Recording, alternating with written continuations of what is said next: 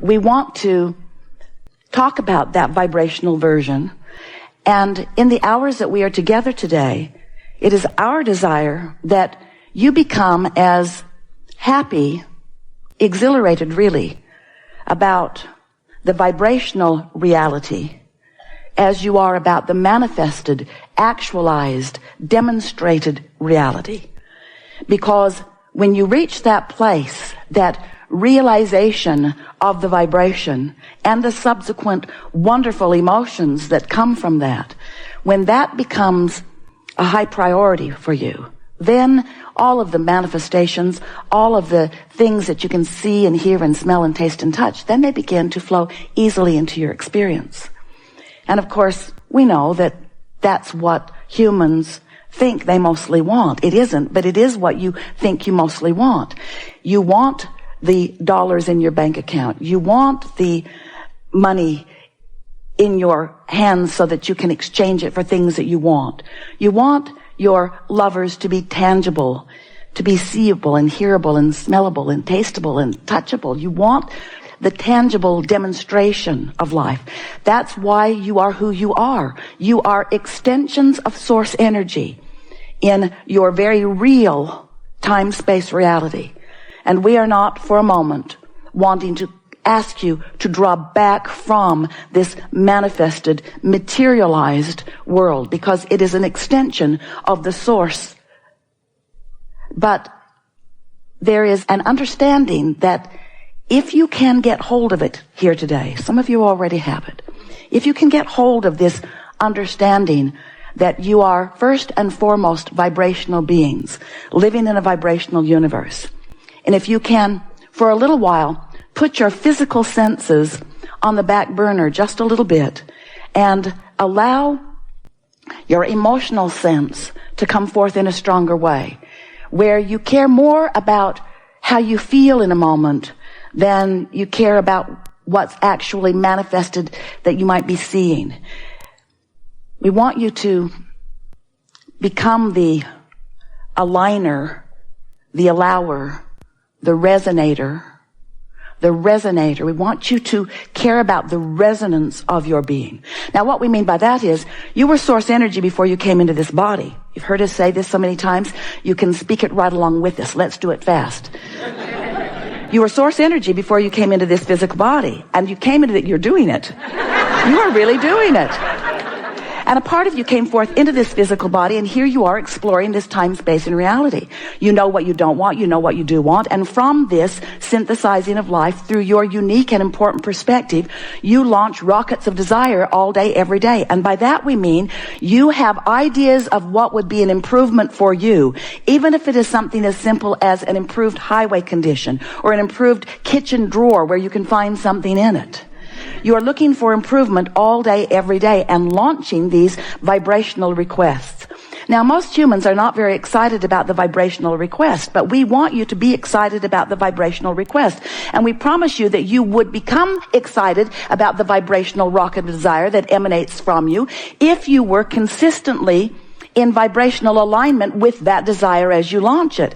But you're usually not, but you could be, but you're usually not, but you could be. But if you were in vibrational alignment with the rocket that you launch, you would feel really good all of the time, because as you launch a desire that you're up to speed with, the ensuing emotion that you feel is one of elation, one of passion, one of exhilaration, one of interest. You just feel so good when you are in any moment up to speed with what you are vibrationally launching. So you've launched this rocket, and the larger part of you, that part of you that was in existence before you came into this body, who still is in existence in the non-physical realm, even though you are in this body, you want to call that your soul. We like to refer to it as your inner being, that source within you. That non-physical part of you exists simultaneously with this physical part of you.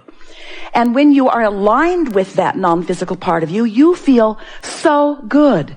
You feel frisky and clear-minded. You feel sure of yourself. You feel love. You feel all of those things that you would describe as feeling good. But when you're not up to speed with that, and it's easy not to be, but we'll help you to be more up to speed with it more of the time, It's easy not to be up to speed with it. When you're not up to speed with that furthermost expanded part of you, which you just caused to become more expanded because of the rocket that you just launched. When you're not up to speed, you feel negative emotions. So your emotions are your indicator of your allowing, of your resonance, of your being fully present. Now, the source within you is always looking to you and through you. Sometimes you get that. Have you ever just had an idea that was so brilliant that you just knew it came from some broader perspective? So two things happened in that moment of that brilliant idea.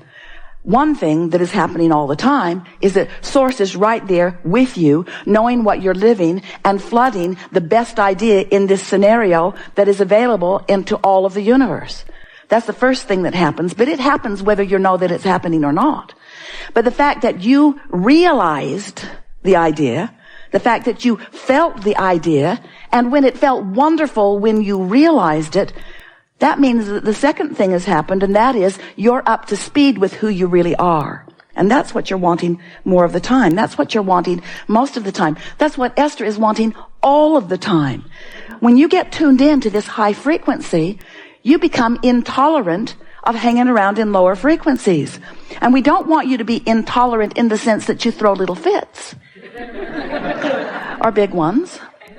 We want you to be discerning. That's a better word. Discerning. We want you to care about how you feel. In fact, we want you to care so much about how you feel that it becomes your top priority. Because when how you feel becomes your top priority, and you are armed with tools to help you line up with this high frequency, pure positive energy. When you know how to do that, then you are in this moment living happily, and in the next, and in the next, and in the next, until you get that happily ever after thing going pretty well. So here you are amidst contrast. But contrast is for clarification, not to beat you up. And the reason that sometimes it feels to you like the contrast of your life is beating you up is because you have not learned to manage your own vibrational relationship with that broader part of you. Some of you would say, well, if Source is so smart, and Source is, then why isn't Source managing the contrast between us better? And we say, because you have the free will to sift and sort and choose and offer vibrational frequencies. You are a transmitting and receiving mechanism, first and foremost. So when you think a thought, you have the right to think that thought. Law of attraction will bring things like that thought to that thought.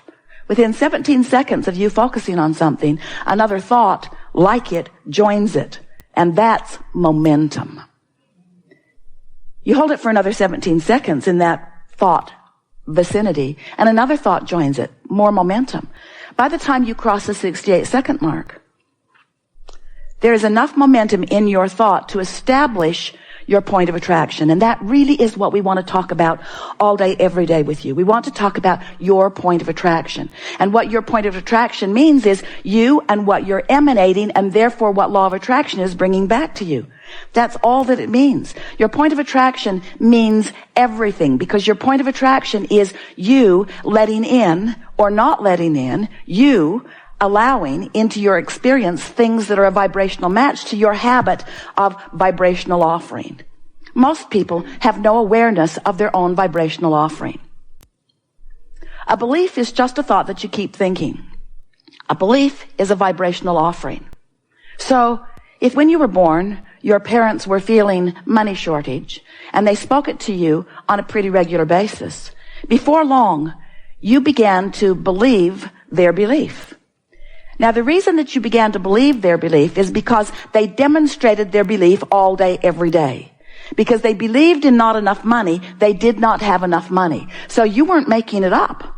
You weren't just picking some unwanted thing out of the air and making it your belief. They believed it, they demonstrated it, you observed it, then you began demonstrating it.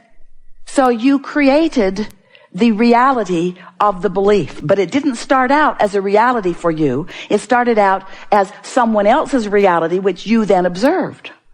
In the early days of Esther interacting with us, Esther and Jerry, they would say to us, but mostly Esther, Abraham, I know you don't think that I should be thinking about this or talking about this or watching this on television, but it is true.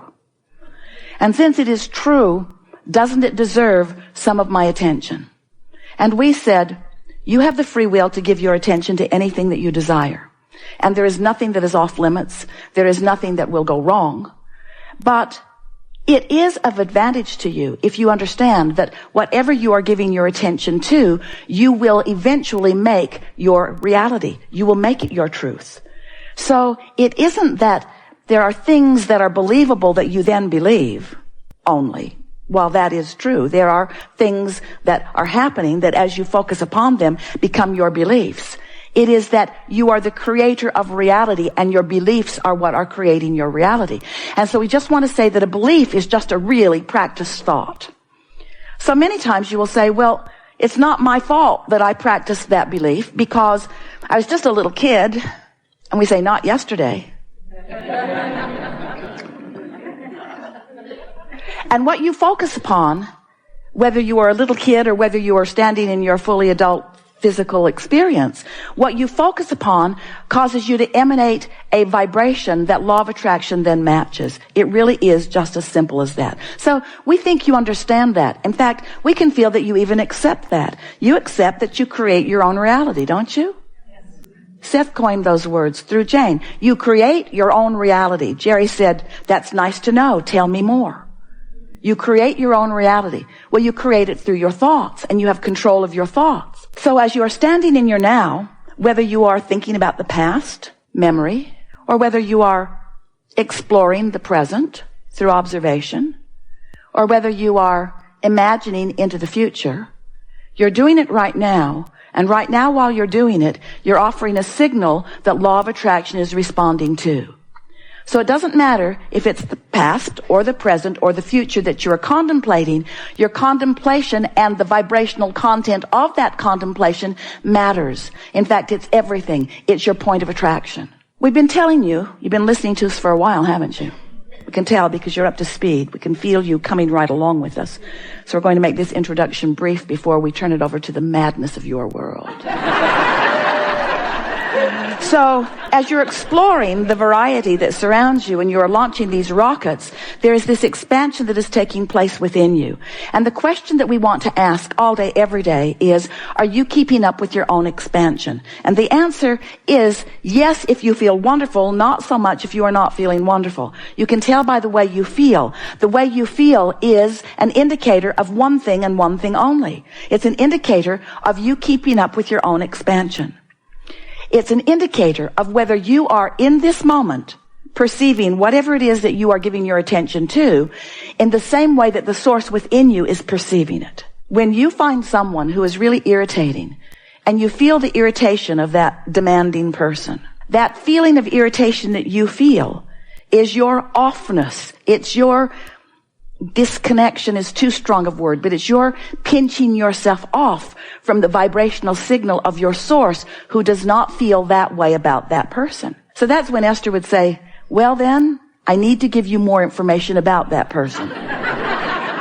Because I'm certain if you had more information about that person that you would feel about that person the way I feel about that person. And we say, that's really a big tripping point for all of you, isn't it? Do you realize how much time you spend every day trying to get someone else to see something the way you see it? To validate the clarity that you know that you've come to by getting someone else's agreement. Esther used to say to Jerry, in fact, she still does, hey, I'm going to talk to you about this. Let's talk about this. I want to know what you think. And Jerry would get that silly grin on his face and he would say, I don't think you want to know what I think. I think you want me to agree with you.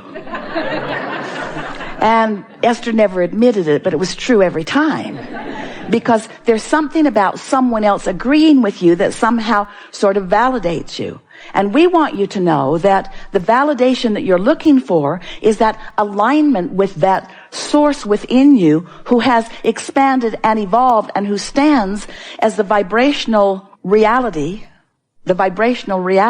of all that you have expanded to.